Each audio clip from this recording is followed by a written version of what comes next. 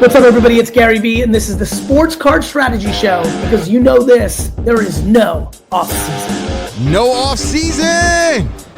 When you get into this game, the reason why you pay someone like Paul Hickey to get your sports card strategy together is because when you're starting out, you need perspective, you need wisdom, you need insights. And so he's been around the track enough times where he can actually coach you up and guide you. Doesn't mean he's going to take you to the promised land tomorrow, but you now have a coach by your side that can advise and kind of even create these pathways where you can get the education yourself. And that's a lot better than thugging it out on your own. The kids better buy my rookie card now, because after this year, the price ain't coming down. Welcome in, everybody. I'm your host, Paul Hickey. It's time to sit back, listen, learn, and earn with me on the Sports Card Strategy Show. Guess who's back? Back again. Back again. Lefty's back. Lefty's Hello, back. friend. Tell your friends. Lefty's back. Lefty's back. Lefty's back. Lefty's back. Lefty, do you know that song? I do know that song. Okay. That's why I couldn't tell you who sings it, but I was able to follow along with you there. So, all right. It's Marshall Mathers. Do you know who Marshall Mathers is? yeah, that's Eminem, right? It is Eminem. Good work. Let's go. Lefty, Come on, baby. Not a total moron when it comes to hip hop music. Just a partial moron. I'm just saying, had we gone to the Hip Hop Museum in New York, I would know a lot more. That's true. Unfortunately, I got the dates wrong and it wasn't open yet. But It's not even open. we were able to do some other things when we were in New York for Fanatics Fest this past summer. But it is Monday, September 8th, and we've just had the kickoff to the NFL season. So today we're going to talk about timing the sports card market, which sports cards you should be buying in September. A card that kind of goes along with that theme, a first card I bought outside of my 5 athletes. Everyone's been asking me this year, am I gonna break? Am I gonna go outside of my 5? And I'll tell you why I didn't break, but why I went outside of my 5. Examples of everyday flipping wins we should look for. I think Lefty and I have some good examples of that. We've got some wins. We've got some plays we think you should be making. One thing I've been wanting to talk about for a while is why many of you, not all of you, but why many of you are paying way too much money shipping your cards. And the reason I screamed that is because in the show notes, I have it in all caps. And what to do, this actually happened to me very recently, what to do when your buyer immediately requests a refund immediately after paying for the offer that they made you, which was really weird. But I'm going to talk about that. But first, if you want to spend just like not even $300 in a year and make $10K or more profit in that same year, that's a big ROI. Join nooffseason.com now. Get our tried and true strategies and tools to help you mitigate mistakes and risk and maximize wins and profit. Use the promo code NOOFFSEASON to save 20% now at nooffseason.com. Let's get into it, Lefty McKee.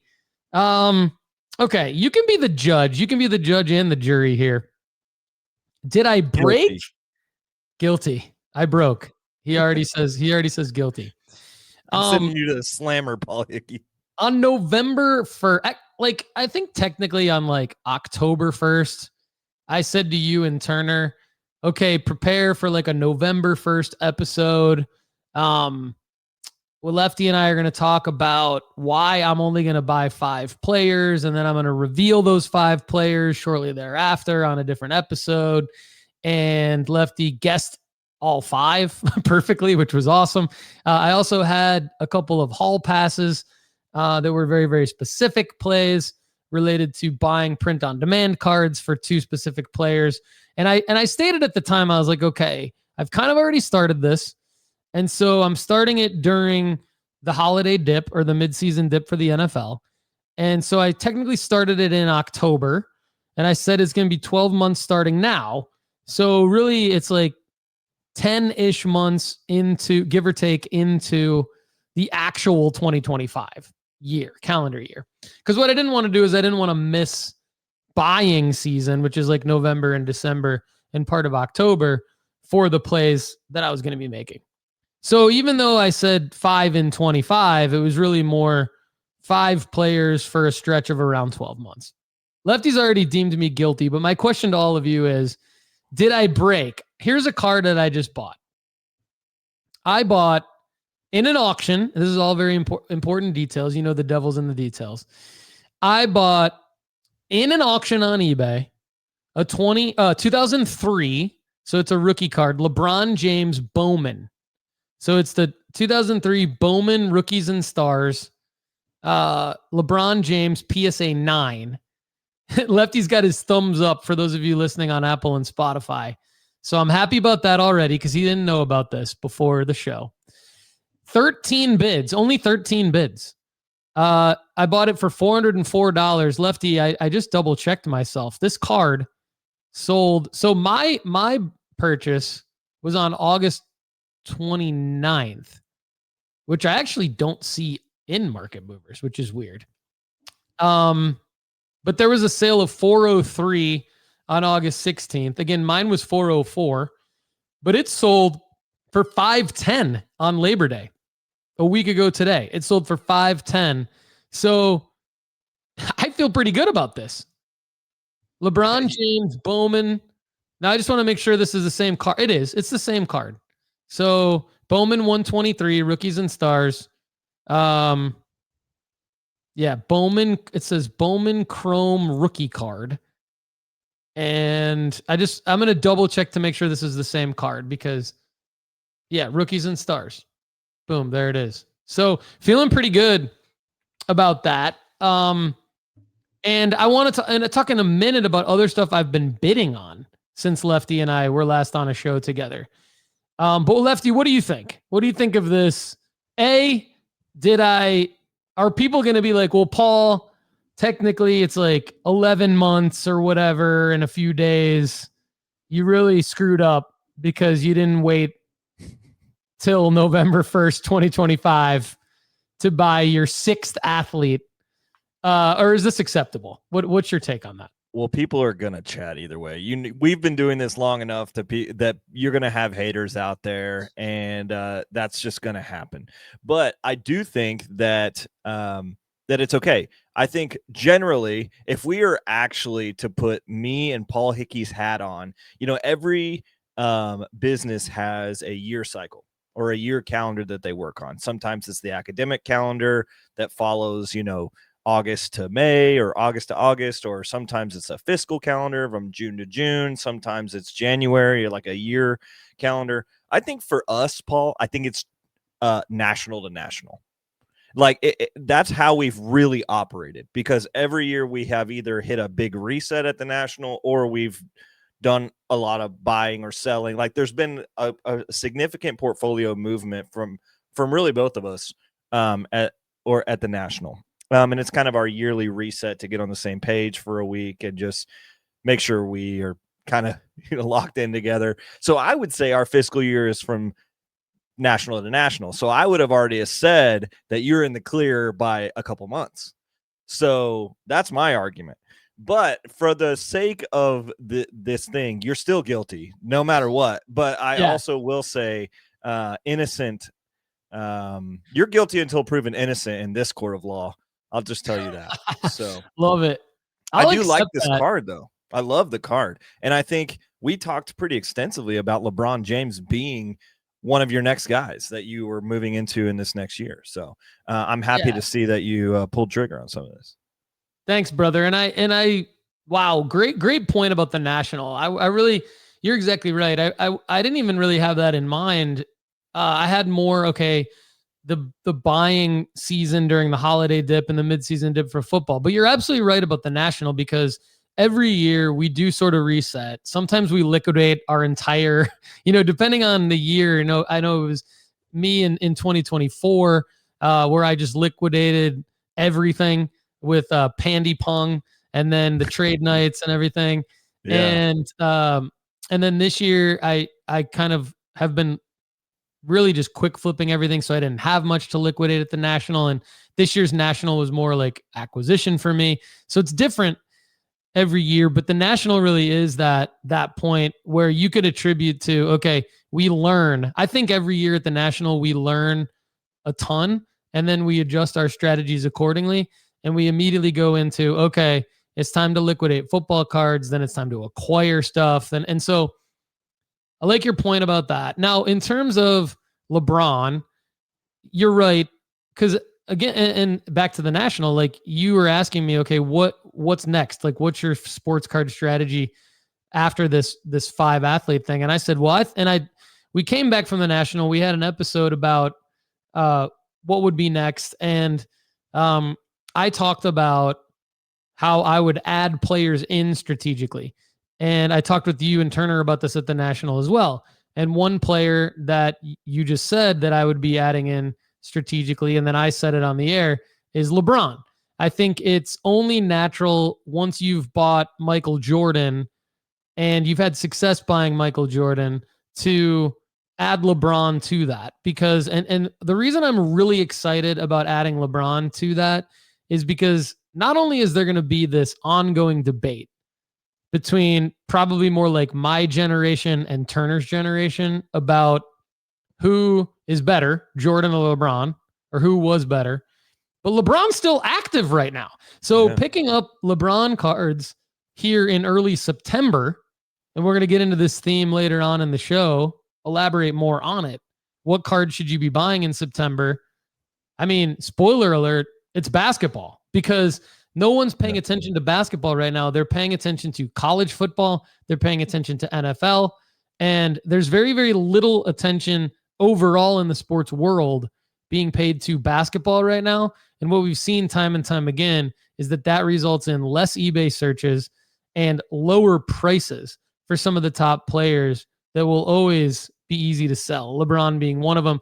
So just real quick, like other cards that I've been bidding on, like I'm fortunate enough, I think, to be in a position where I might be able to try to acquire a LeBron auto. It's not going to be like a rookie auto in a pro uniform or anything like that. But, there's one that I'm currently in the hunt on it's going to go for well over 2,000. I mean, if it ends up going for like 5,000, like I'm out, right? Like I'm not going that high. But if it goes for around where my Jordan PSA 1 went for, like 2,100, I could be in the ballpark. I mean, and it may go for way more than that. There's still a little bit of time left. But I'm looking at LeBron autos. Like, why not? I mean, I think they're going to be safe investments. Obviously, if they're under the authenticity guarantee on eBay and they're slabbed by a reputable grading company. Obviously looking at Wemby autos. I'm also looking at LeBron Topps Chrome 2003 PSA 9s might be in my price range. There's obviously the white suit, the Topps paper 2003, Lefty's least favorite photo, I think, in a LeBron card. I still like that card. Anthony Edwards. I'm even looking at some Anthony Edwards, Anthony Edwards Prism Silver PSA 10, but also Anthony Edwards Prism Silver PSA 9 is kind of interesting. So I'm just, there's going to be more in the show, but basketball, I'm all basketball right now. What do you think, Lefty?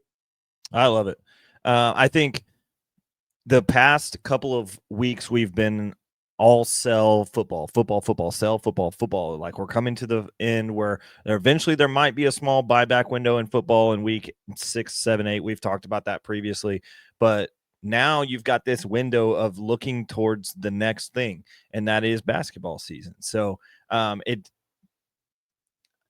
shrewd buyers right now are going to be looking at basketball as a go where they ain't type thing, because, and I think LeBron is just one of the best investments we can make right now, not only because his team's good, not only because he's LeBron, not only because of the Luka stuff or whatever, but we talked a couple months ago about the Sandy Koufax final selling marker. And I think not that LeBron will have a final selling marker coming up soon, as we know what we're talking about here, but not that that's going to happen. But there is going to be a retirement at some point. Farewell tour. I mean, and there will be that. I don't know if you're old enough to remember Kareem Abdul-Jabbar's farewell tour. I don't think you are. But I remember Kareem Abdul-Jabbar's farewell tour, and LeBron's going to get one like 10 times the size of Kareem's. And Kareem's was pretty impressive for back in the day, the early 90s. late 80s, early 90s. So LeBron's going to get a farewell tour. Great point there on just a lot of the selling markers. He's still active. Who knows if his prices are going to go up due to like a performance spike while he's active, but I think it is more, and I want to make the point too that I'm still being very narrow. Like I'm not going out and buying a ton of basketball players or a ton of basketball cards. I'm adding in LeBron and sprinkling in maybe some Anthony Edwards, but LeBron is kind of my clear focus right now. Wouldn't it be nice if there were a tool you could just upload pictures of a card and it would tell you what it would grade and or what it would be worth in the future? Of course, we have one at nooffseason.com. It's our card analyzer and predictor tool. Please check it out. Go premium at nooffseason.com now. Again, save 20% using the promo code NOOFFSEASON. Lefty, we're all about data-driven sports card investing. And so we have sports card rankings. We have sports card auctions that we curate from eBay. We help you grade your cards if you're confused by grading your cards. We track your gem rate for you. And it's time to get into some of these plays that you and I have been making where we've liquidated and made some profit. So we'll call this our wins segment of the day. And Lefty, I'm going to let you go first. I basically talked through the entire first segment. So I'm going to go second in the wins section. And I'm going to let you kick off with how you've been doing. Fill us in. I've been doing well for not having very many cards moved at this point. I think because we were buying bigger opportunities in the last 6 months or 7 months or so, that's just limited to less card sales outside of the first looks or outside of the instant stuff. Like that's kind of coming in and out as as the season is progressing for the NFL. As you know, we're after week 1 of the NFL season. So, but this play was kind of my biggest play that's gone really well. I did 2 JJ McCarthy downtowns, which I used the centering tool on nooffseason.com to find. Both of them were grading very well on the centering tool. One of them was a little bit better than the other, which played out nicely in the way I graded them. I graded both of them. I did a quote unquote batch grading for 2 cards, so I sent in both of them at the $79 rate of where this card was evaluated at it, because I needed it to come back faster. I think I did like the 15-day turnaround or 10-day turnaround or something. So I ended up going all in with both of these cards with grading fees at around $1,400, which at the time would have been a PSA 10's evaluation. So my look was, okay, a PSA 10, if either one of these hits it, it's free money on top of the second one is no matter what it gets, it's free money. And they both looked pretty good. Well, I ended up coming back with an estimated return once my auctions get paid for in the next couple of days of conservatively $2,100 return, because one of them got a PSA 10 and one of them got a PSA 9. So that ends up being a 40.56% return on 2 JJ McCarthy downtowns.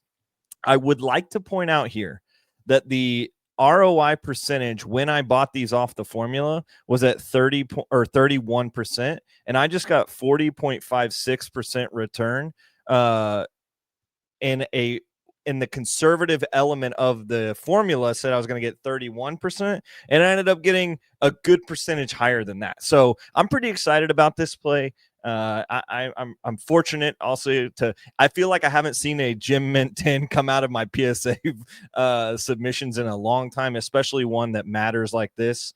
But this is a big win for me, and awesome timing, because I got out of them right before the first week of the NFL season. Hell yeah, brother. That's awesome. Let's unpack that real quick for the audience. First of all, mention the sports card rankings at nooffseason.com. Helpful. Mention the centering tool. Helpful. Going through the process that we've built, and then we've built tools for all of you to go through that process as well. Well done.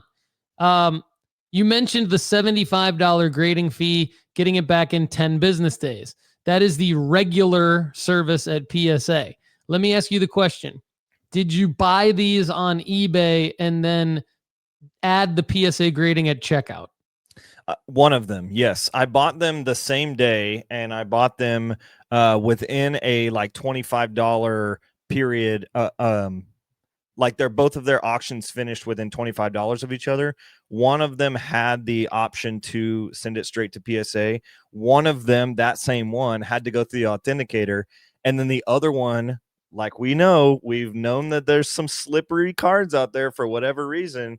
One of the other card did not, in fact, go through authentication as a $650 card, did not go through authentication, and did not have a grading option. So I sent it straight to myself. I was a little bit worried because of all the things that happened in the past 3 months for you in the authentication department. But the one that did not go through the authenticator got the PSA 10. So wow, interesting. Was it from China? Was it Murazond, our guy over in China? Oh, dude, I've got to look that up. That is, I mean, hope it is.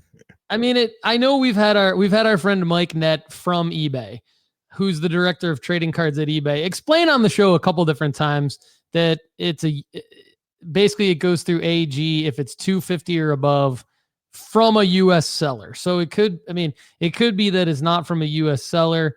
Also we've heard of things where if you put set in the title, different things like that, it can get messed up and not go through the AG authentication. But good work out of you. And well, actually, one thing I wanted to add to that, because I think you and I have tried to figure out, okay, what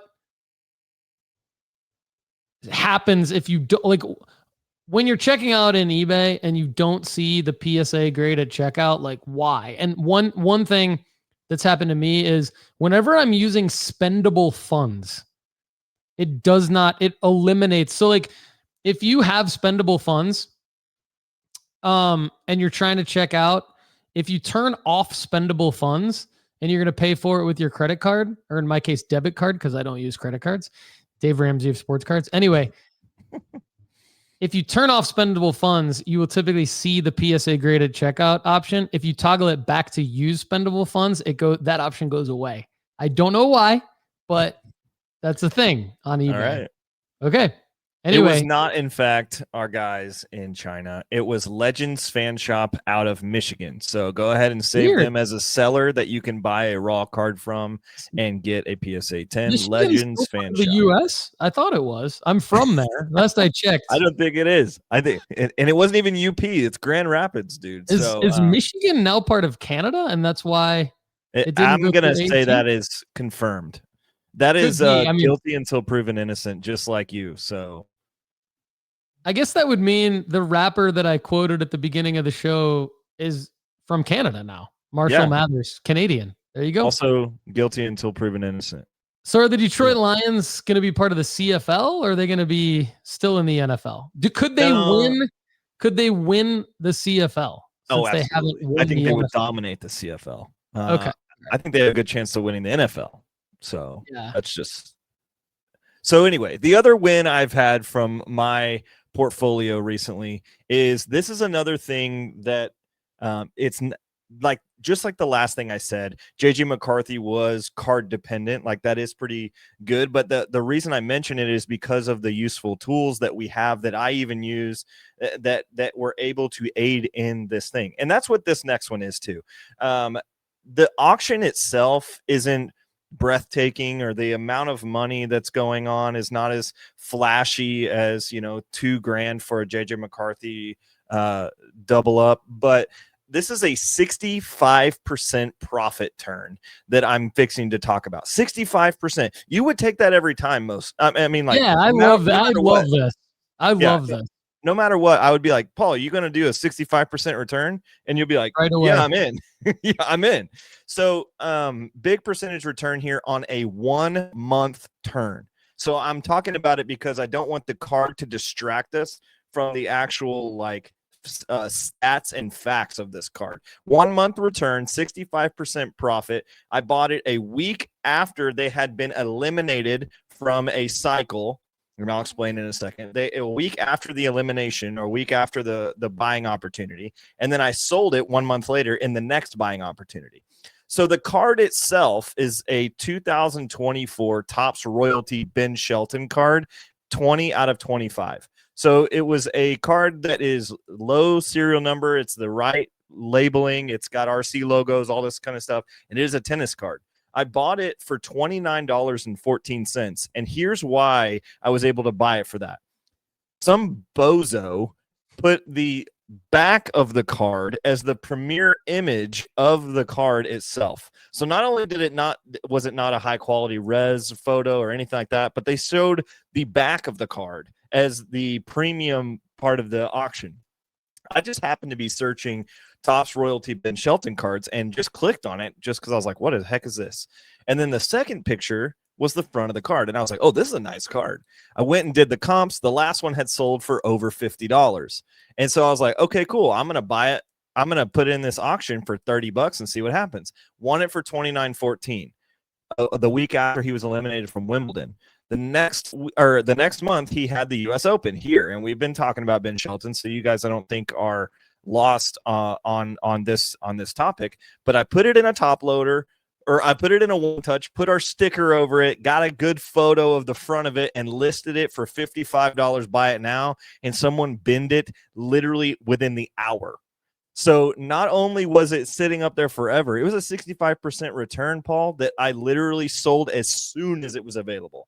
So that's just good eBay etiquette right there. Like, you just got to use your brain sometimes.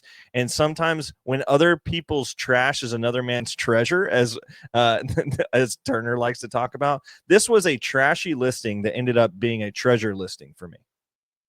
Amazing. I wish you could search by crappy photos. And then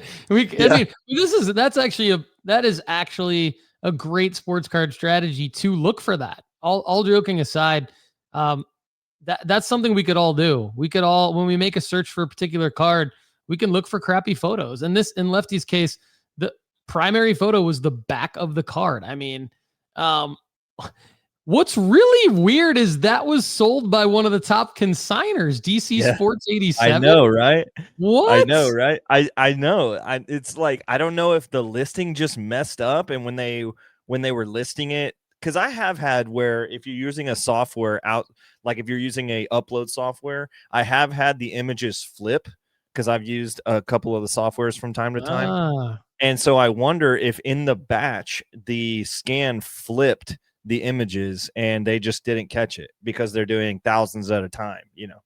So, and with this card not being one of their more expensive cards, I'm sure they were just like the QC team was not large on this particular card.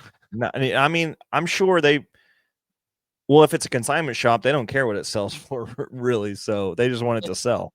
A lot of people ask, like, should we do this with consigners? Should we do that with consigners? And we answer on the premium pod typically no, because it just, when you know what you're doing on eBay and we feel like we help you to know what you're doing, then you just have so much more control over things. And I mean, I like to buy from the top consigners for a lot of the same reason. I mean, it's shocking that they would allow the back of the card to be the primary photo. It's not shocking that you can get really good deals from some of the top consigners, just because, to Lefty's point, the volume that they have, they're not really strategically thinking when a card should be listed.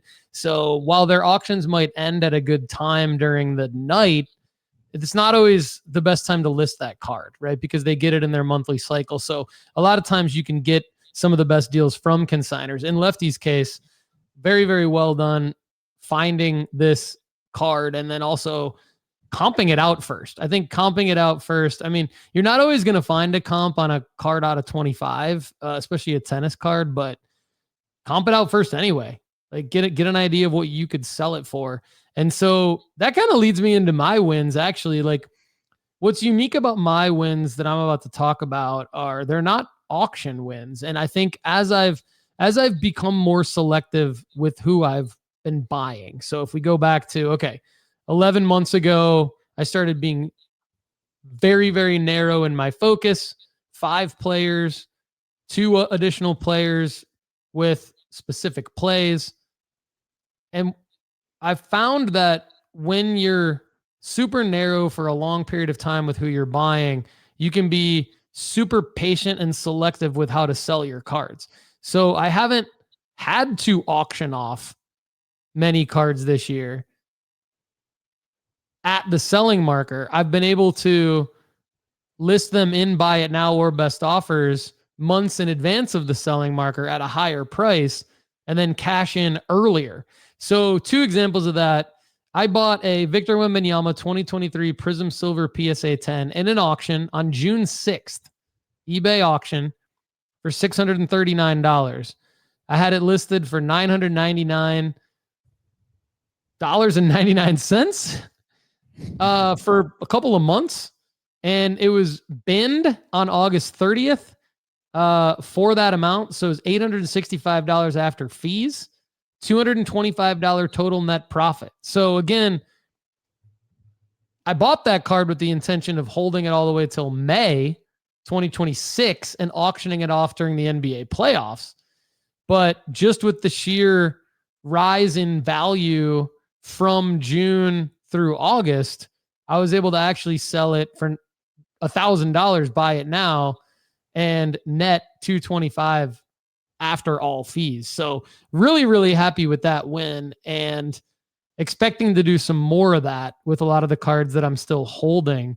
One lower priced example of that is with the Cooper Flag Topps Now draft D1 cards. So this is obviously a topic that's in the hearts and on the minds of a lot of our audience right now, in that we talked about this play. I knew I was making this play back in October of 2024, right? I knew in October 2024, I knew Cooper Flag was going to be the number 1 overall pick in June of 2025. I knew Topps would have these cards out. I was going to buy a ton of them. I bought 60 of them, ended up with 61 because I got one of the parallels, and sent 25 of them to CGC, 25 to PSA, and 11 to BGS.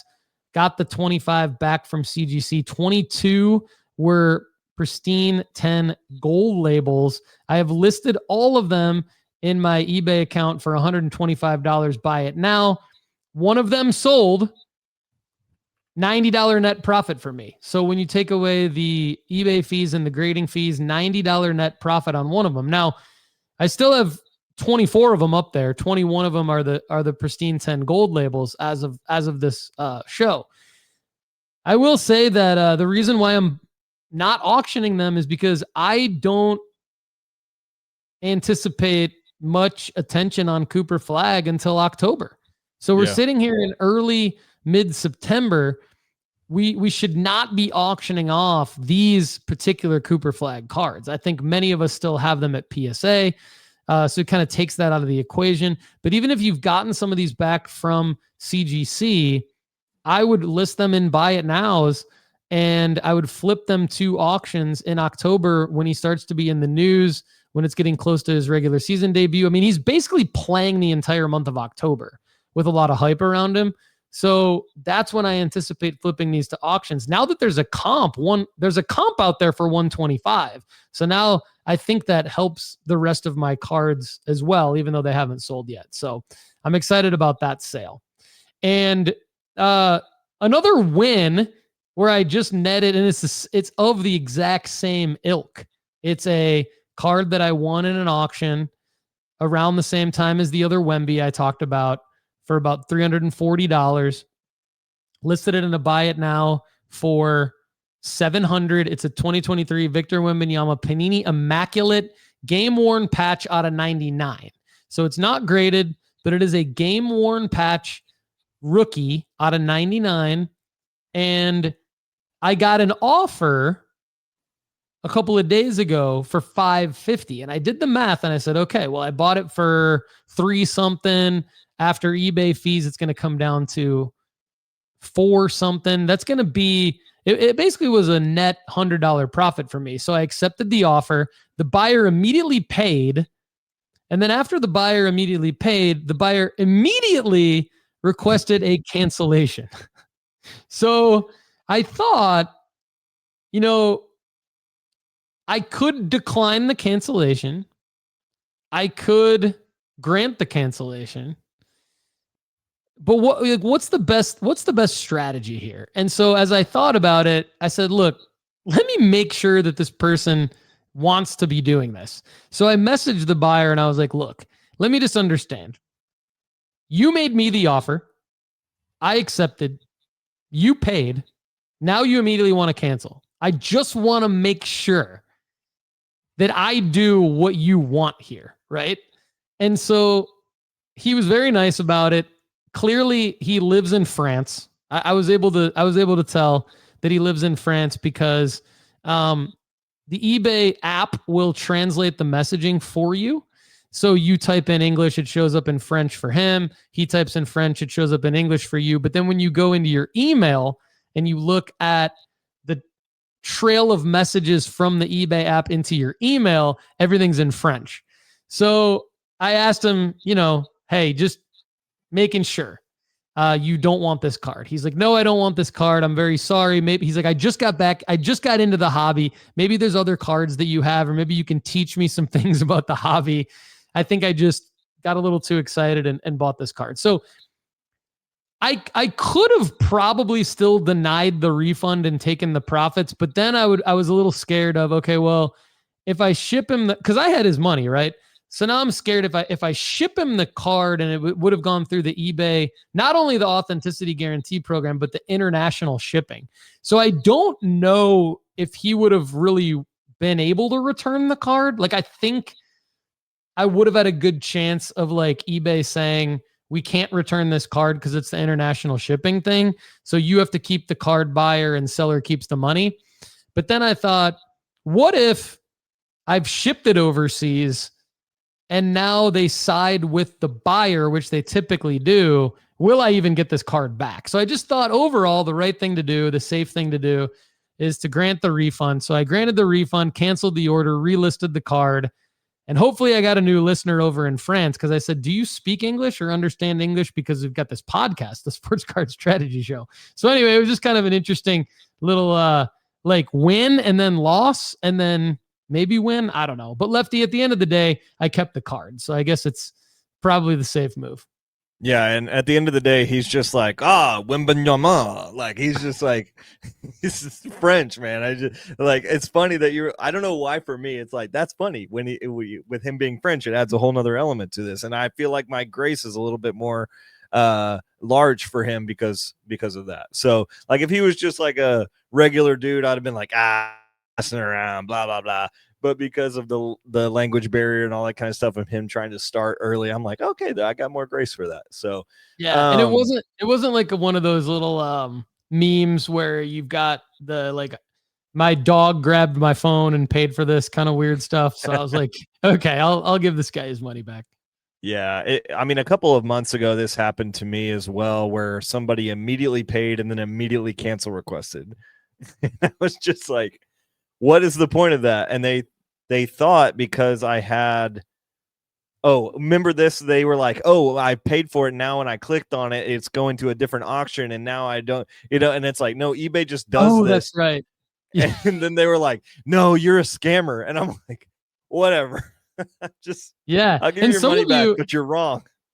Yeah, I remember that. That was funny. And some of you might be screaming at your phones right now going, well, Paul, you just did that when you got scammed on the Michael Jordan card. Fair enough. I literally did that as well, where I was like, cancellation request. Because I realized a different scenario. It's different scenario. But data-driven sports card investing. If you like the content on this show and want more, go premium at nooffseason.com now to get unlimited advice answered on our weekly podcast for premium members called the Premium Pod. Go premium at nooffseason.com. Use the promo code NOOFFSEASON to save 20%. Now, we've got a lot of really, really happy premium members right now because they're making a lot of money. And actually, this next segment here, I'm going to tell you how to save a lot of money because, Lefty, here's the deal. I have a lot of people ship me their cards now. We're fortunate enough at nooffseason.com where we're doing a lot of grading of other people's cards. So we started this about a year ago. It's gone very, very well. And I've seen a lot of packaging. At first, I was kind of like, okay, I wonder if this is going to be a theme. There's a couple different things that I want to let people know about. You can really cut your shipping costs in half because a lot of people are using post office provided mailers. So they're going to the United States Postal Service or a store that sells services to ship, maybe it's the UPS store, maybe it's the FedEx store. More often than not, it's probably happening at the post office, but it's probably happening everywhere, honestly.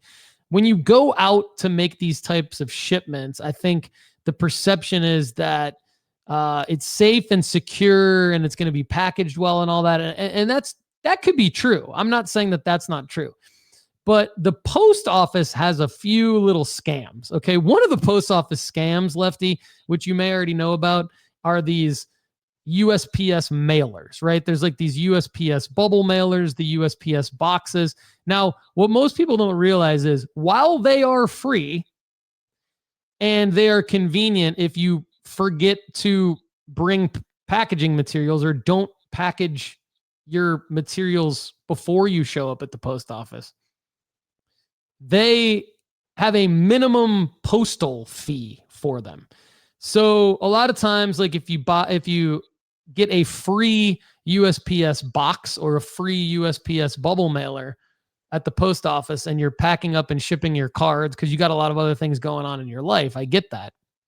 You're paying $10 or $15 minimum to ship these things because they also weigh them and all that comes into play.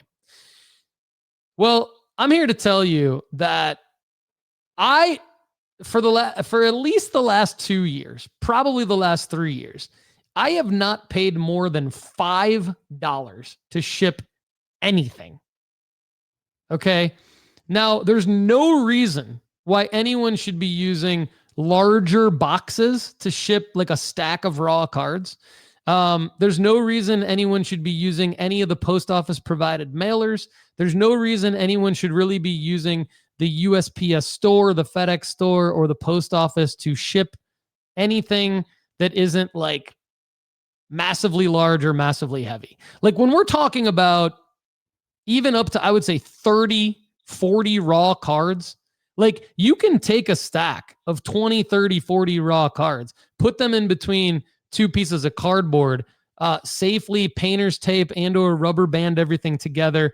If you really want to put a little bit of bubble wrap around that I think might even be a little bit excessive, but just putting them in a bubble mailer, a 4x6 bubble mailer, and using, this is the key part, use USPS.com click and ship. This is a service I want everybody to use.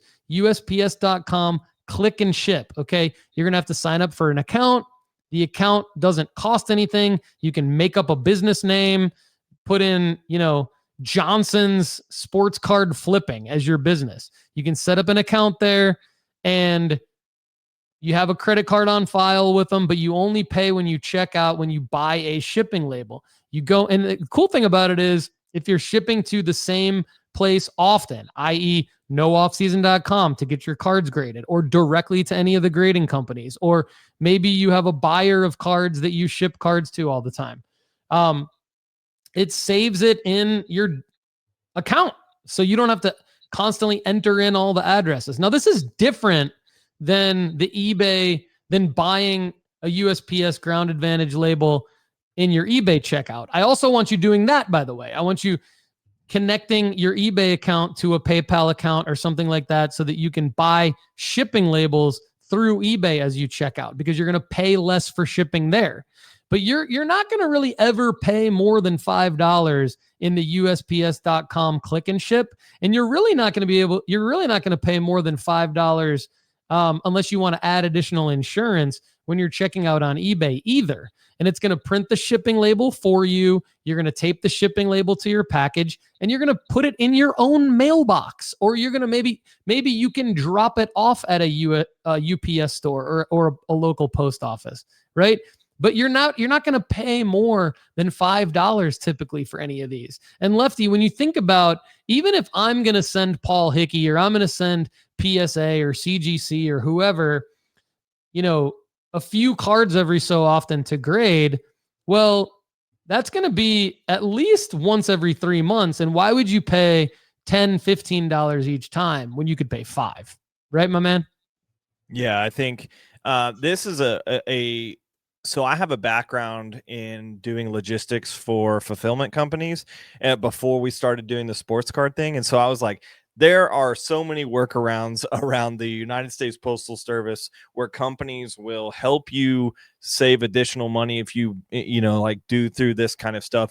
And this is something that I didn't have to learn once getting into the hobby. But I also know um, there's the reality of people that are younger than, I don't know, 50. There's some decent anxiety about like how to even put something in the mail because there's just, I mean, it's the same thing I think for some of our younger audience of like, how do I write a check type thing? Like we just don't do it enough anymore. And so we know there's rules to it about like where the stamp needs to go and all this kind of stuff. So I think there's a general anxiety. So people are just like, I don't care. Just do it to me, And so, I think having this as an option for our viewers is really good, and not an option, the option. Like this is what you need to be going for because every dollar matters when you're looking at some of the tight returns, especially when you're first new to this thing. Like when you're selling a $25, $30 card, a difference in a couple dollars is a big deal for your profit margin. So definitely lean in on this. I know it's sometimes it requires us to learn a little bit additional information about how to do something, but that's entrepreneurship. So welcome. So yeah, I mean, everyone in the hobby is an entrepreneur. Yeah, absolutely. And like USPS.com, you'll see a option that says send. The first tool under the send menu is click and ship. That's what I'm talking about. And you could actually use this for anything. So like, I mean, Lefty made a good point about maybe the younger audience members who don't have as much experience mailing things. I actually think too, the problem with the people my age and older is that we're sometimes so busy and we're going to pay for the convenience, or we're going to pay for the security, the safety, like the perception of it's just being taken care of for us because we have the money to do it, kind of a thing. Right. Yeah. And so, but like, I don't want to pay $10 when I can pay $5.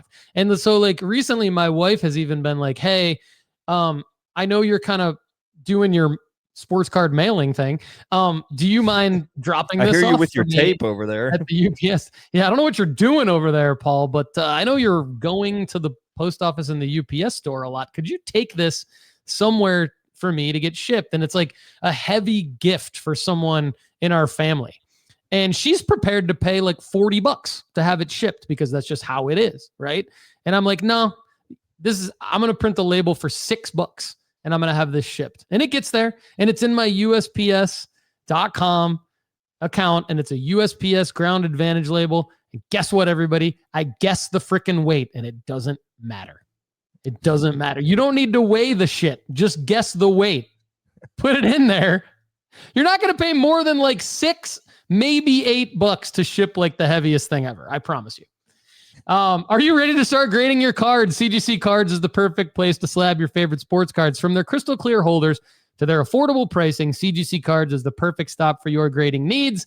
Go to cgccards.com to start grading today. Maybe even get you some of those pristine 10 gold labels. Here's a little nugget for you, Lefty, before we go to our next segment. I made the Bryce Underwood Tops Now play. Okay. The Bryce Underwood Tops Now play back in week 1 when my hated U of M Wolverines beat New Mexico in week 1. There was a Tops Now Bowman U Now Bryce Underwood card. I'm like, you know what? $99 for the jiggler of 20. Give me one of those, $5 per card. And might go to CGC with that. Get some CGC quick turn pristine 10 gold labels. Maybe be first to the market with some Bryce Underwood. Remember that nooffseason.com is the only place on the planet with sports card rankings updated in real time, sorted by the return on investment percentage you're likely to make in the future. Of course, click on each card in our rankings. It takes you to an auctions ending soonest for that card page. Auctions pulled in from eBay. Okay, speaking of our rankings, cards to target in our rankings at nooffseason.com. In my show notes, here's what I have. Timing the market to grade. We're timing the sports card market right now. We talked about it earlier in the show with buying some already graded LeBron and Anthony Edwards. You can also time the market to grade basketball because it's only September. So if you're targeting the right guys, if you're targeting the right card for the right player, now is the right time to do it with basketball.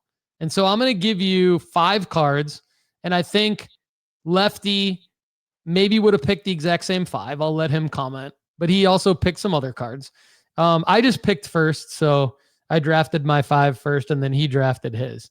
But I'm going to go in order of lowest to highest. One card that a lot of you in the audience have been grading, and premium members at nooffseason.com have been getting gems on this card, is Amen Thompson 2023 Prism Silver 150. That's a $50 card right now with a $263 upside and a PSA 10. And based on the gem rate, you're likely to make 39% on that card. So I think buying these types of cards now gives you time to get them graded at PSA and get them back in a situation where they will be going up in value heading into the 2026 calendar year and the 2026 NBA playoffs, potentially. Another one is Anthony Edwards, 2020 Prism Silver 258. Obviously a little bit older card, still grades well. 141 target cost raw, 791 upside in a PSA 10. That's going to be more like $1,000 upside in a PSA 10 come playoffs. So I really like that. 47% ROI. Victor Wembanyama 2023 Prism Hyper 136, $180 card right now, $820 upside in a PSA 10. I'd like to think that's going to be more like $1,000 upside as well in May. 53% ROI right now. Cade Cunningham, some calling him a MVP candidate in 2025, 2026. We'll see. 2021 Prism Silver 282. That's only a $46 raw card right now. Could be because there's a super low gem rate on that, but $502 upside in PSA 10. If you can find yourself a gradable copy, massive upside there. But even if you make a bulk play, you're still likely to make 55% ROI. And then this is a card that I've liked for a long time, a long time. Paolo Banchero almost made my top 5 last year. Didn't quite make it. Could I be looking at some Paolo Banchero now?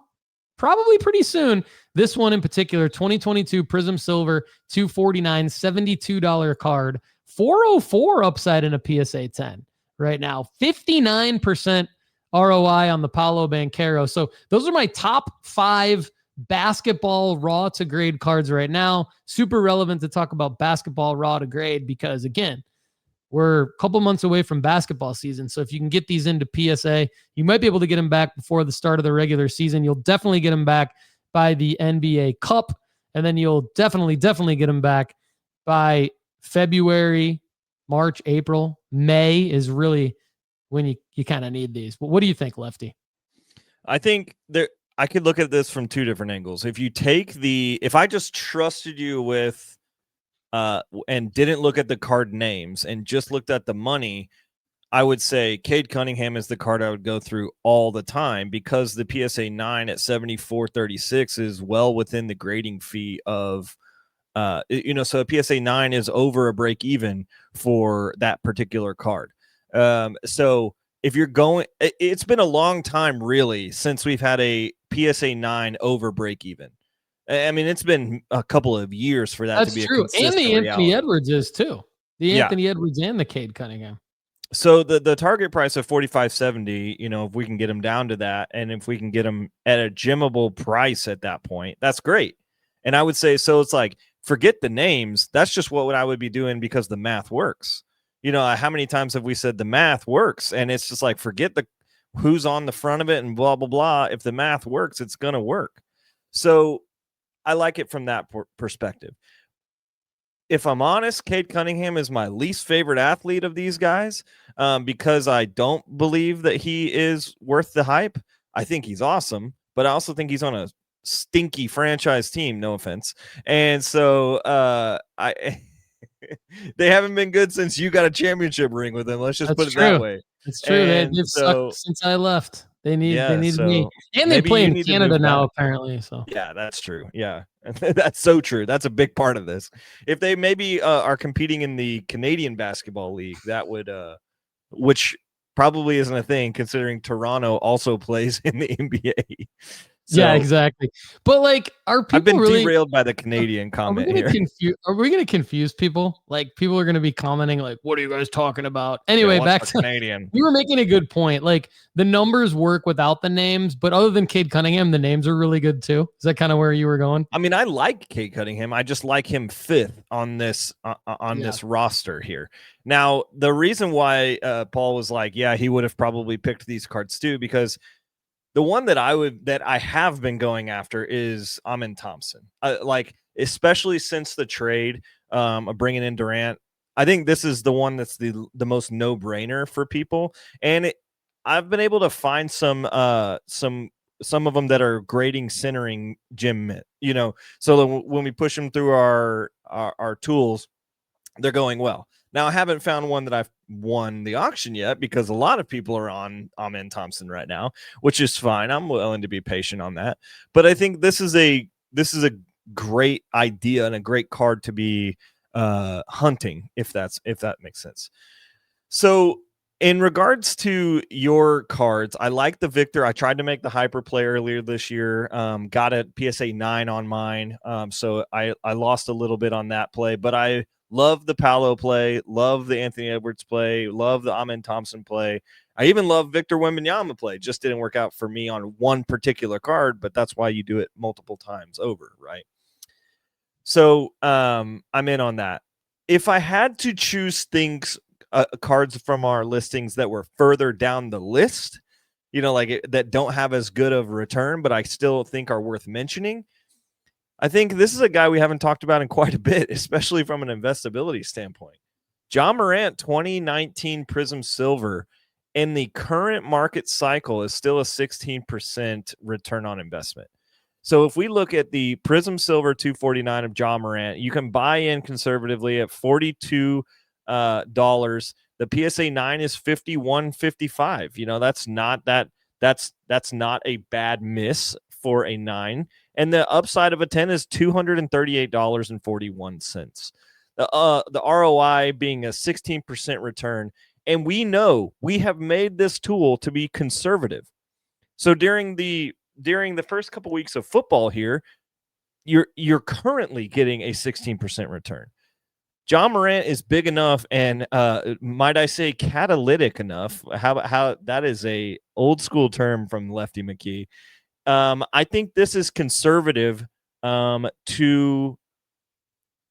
the highest amount. I think the 16% return on John Morant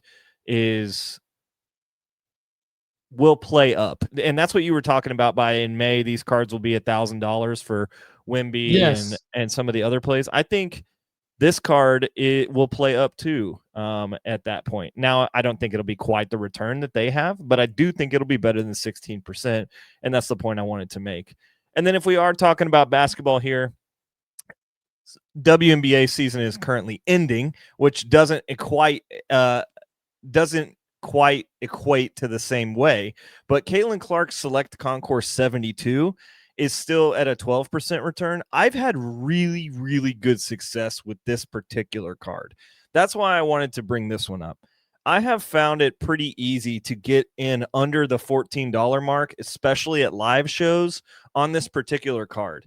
Especially if you're bulking some of these. I've had several that I've bought around $8 to $10, and I've gemmed 3 of the 3 that I've sent in. So people, I know it's like, okay, yeah, it's 3, a small sample size, but it's worked for me. And I'm going to continue to keep going back to the well on this particular card, especially because it's a 12% return and she hasn't played in like 4 months or so. It feels like forever.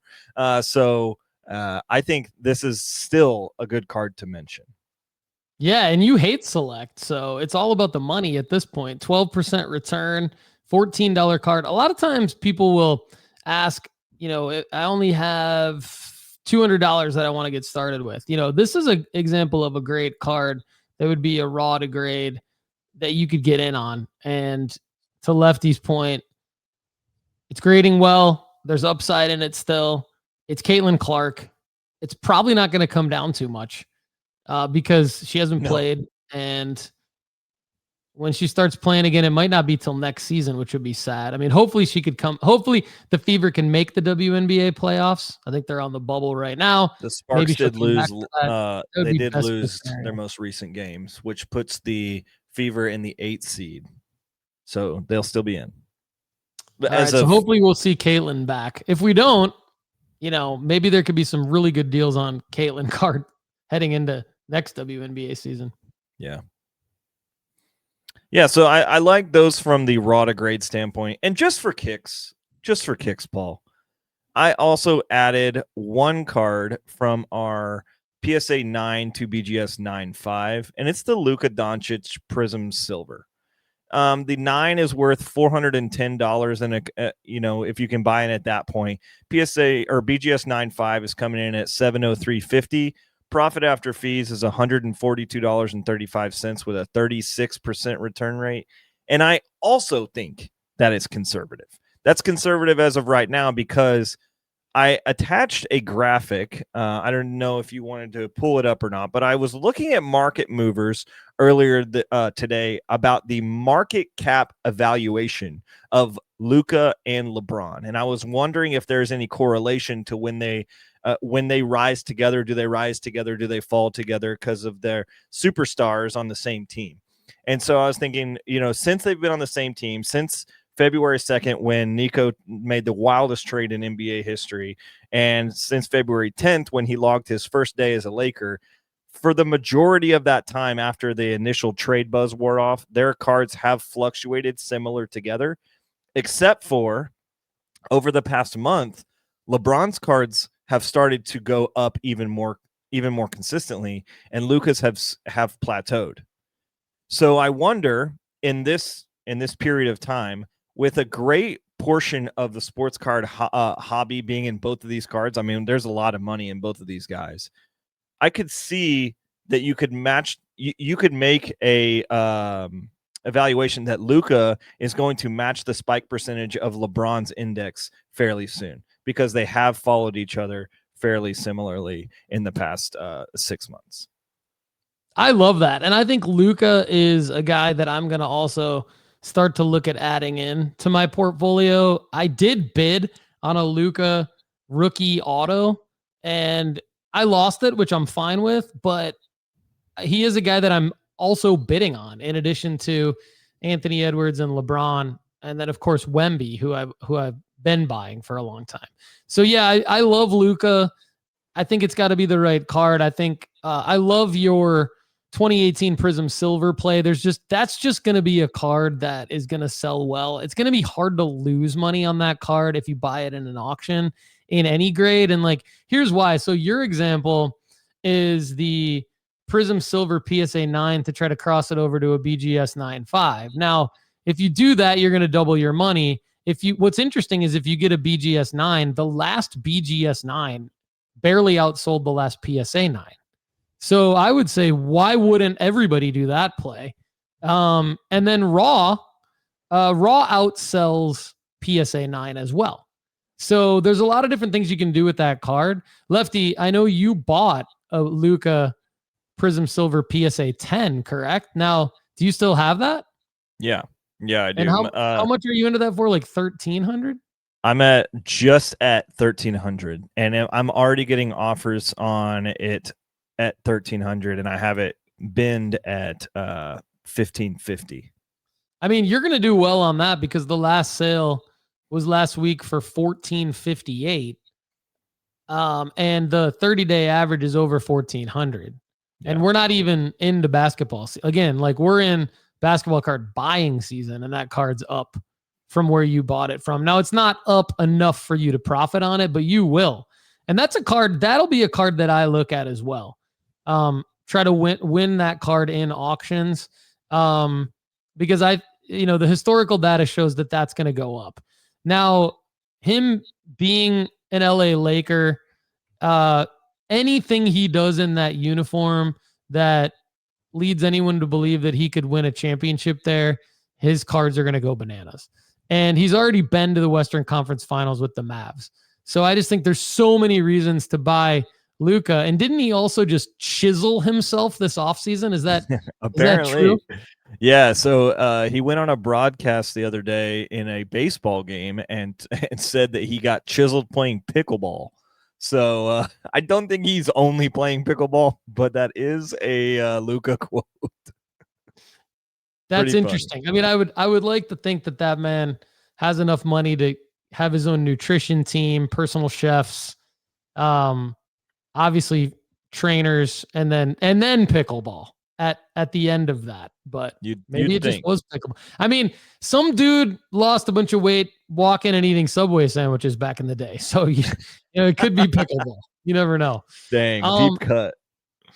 Catalytic refers to something that causes, involves, or speeds up a chemical reaction, often by acting as a catalyst, a substance that increases the reaction rate without being consumed itself. I like to think that Lefty and I help all of you become catalytic sports card flippers. Lefty, what do you think? I love that. I love that it's like a chemical reaction while also staying the same. Like, that's just like, yeah, that's exactly what I meant. That's exactly what I meant. There it is. There it is. All right, everybody. Thank you for joining us on the Sports Card Strategy Show. Great to have Lefty back. Lefty, I'll give you the floor for the end of the episode here before I hit him with the outro. Got anything else you want to add for the people? Nah, just very, very excited for my Aggies to start off the year. I think that they are going to go and surprise some people in the SEC this year. Look out, baby. Let's see the Aggies in the college football playoffs this year, along with the Michigan State Spartans. That'd be great. Go green, go white. One of us has a better chance. I'll just put it that way. Go green, go. Thanks so much for being here with us on the Sports Card Strategy Show. If you enjoyed the content on today's show, there's plenty more waiting for you at nooffseason.com. Just go to nooffseason.com right now. You get our formula-based sports card rankings, sports card school, inventory tracker, the ability to grade with us, and the premium podcast where we answer an unlimited amount of your questions. Check it out right now at nooffseason.com. For everyone at nooffseason.com, I'm Paul Hickey. Thanks again for being here with us on the Sports Card Strategy Show. We'll see you again soon. Have a great day.